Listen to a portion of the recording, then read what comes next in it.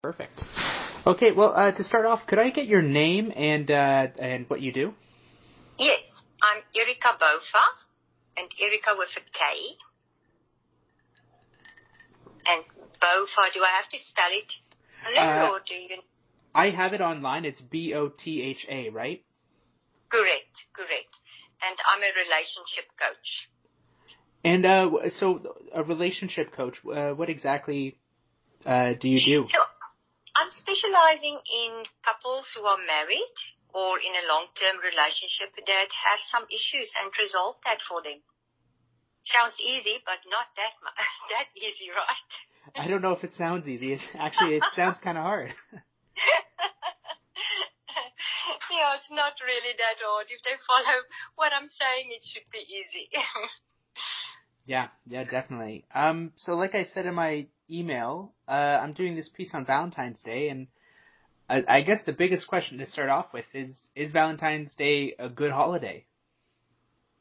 Well, first of all, it's not a holiday. I think if we could have had a holiday, it would have been fantastic and nobody would have object against it, right? So, yes, I love to celebrate love. But must it be on the 14th of February? No, definitely not.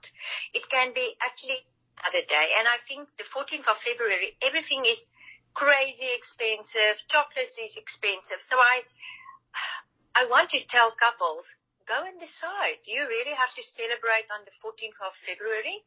Can you not celebrate on the 15th of February? Restaurants is not that full. You can get cheap chocolates, cheap worse, everything will be cheaper and it will not be that crowded. So it don't have to be on the 14th, but to celebrate love, I love it. And what kind of stress can be put on couples during Valentine's Day? A lot. First of all, financial stress, that's the issue. And now if you're a guy, now suddenly you have to perform. You have to do something romantic. It's expected from you. And it's not really. I think couples have to sit and decide, listen, this is our relationship. We're unique. We're not going to let society or commercial business advertising dictate our relationship. We're going to make a decision and say, how are we going to celebrate the Day of Love? Because it's okay. It's okay. It's fantastic to celebrate Day of Love, but make the decision how you're going to do it and when you're going to do it, because if it creates extra stress, it's not necessary. And do you have to celebrate it? No. If you're a couple that don't like to celebrate it, it's all good. Me and my husband don't celebrate it every year. Our wedding anniversary is on the 17th of February, so 3 days later. 2 years ago, we have been in Las Vegas, so we didn't celebrate Valentine's Day. We celebrated our wedding anniversary. That was our day of love. Last year, we did celebrate Valentine's Day. My husband had made a lovely chocolate fondue picnic downstairs in our lounge. It was COVID. It was fantastic. And we had just sit there and talk to each other. And this year, we're going to Orlando, so we're not going to celebrate Valentine's Day, but we're definitely going to celebrate our wedding anniversary, which is on the 17th. And so couples have to sit and decide, is this really what I want to do? And is that what will be? Because perhaps you don't. Perhaps you don't want to celebrate it. And that's okay. And you mentioned, too, about what you did last year in the middle of COVID restrictions. And obviously things have opened up a little bit more, but, you know, it's not definitely back to normal. So any advice for couples looking to celebrate this year? Any ideas for what they can do? Yes, absolutely. So I think one of the things that I will suggest is go online and do the 5 love languages quiz. And the 5 love languages quiz will tell you what is the love language of your partner. And then go and do something special that is in equality with your partner's love language. So say your partner's love language is a present. Then it's easy. Go and buy a present.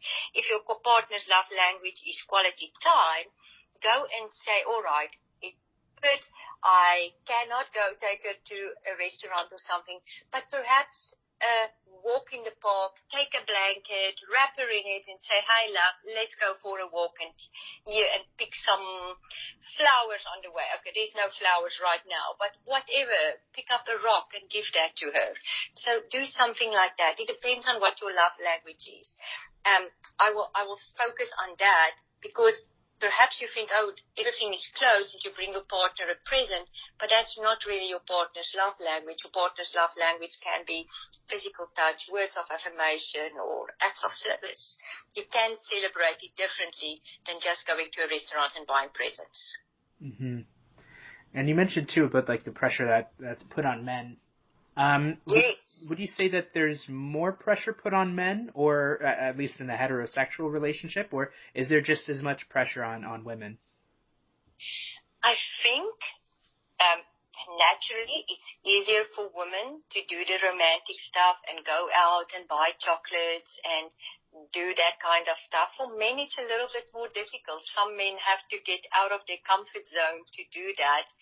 And it's not a bad thing. It's definitely not a bad thing.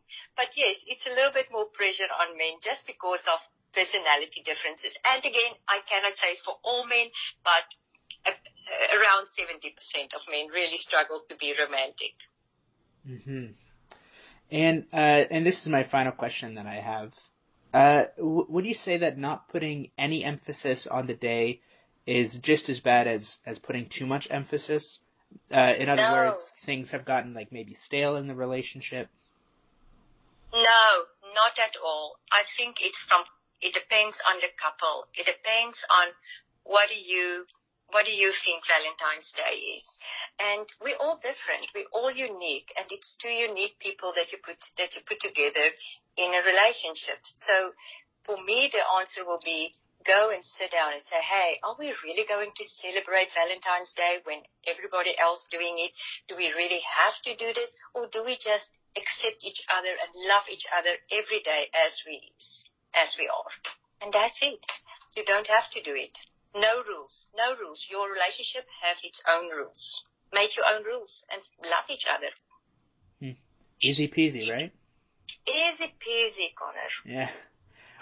Well, thanks so much for speaking with me today, Erika. It's my pleasure. So, do you have enough? I think so. Yeah, I've spoken to a couple, and I've gotten their perspective, and I have you. So now I think I just got to put it all together now.